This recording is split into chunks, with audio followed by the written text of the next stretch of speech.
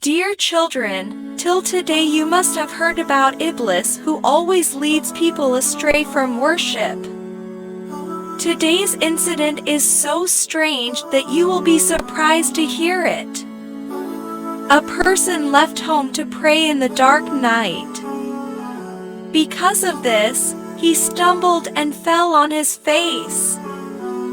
He got up from the mud and returned home. And he changed his clothes and walked again towards the mosque. He had just walked a few steps when he stumbled again and fell down again. He got up from the mud and went back to his house. He changed his clothes and left the house again to go to the mosque.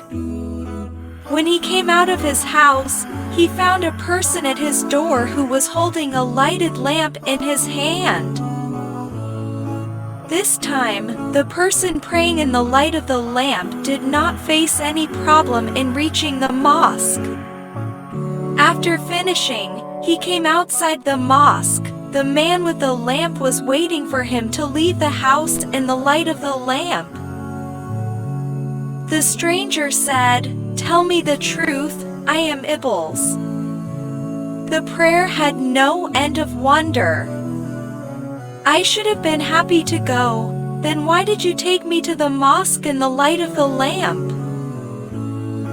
And all of you will be surprised.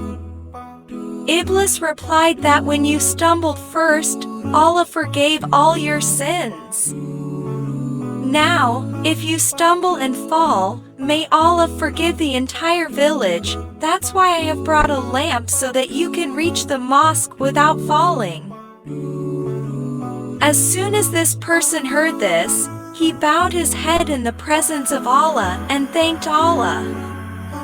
Children, this is the glory of Allah. The step gets closer.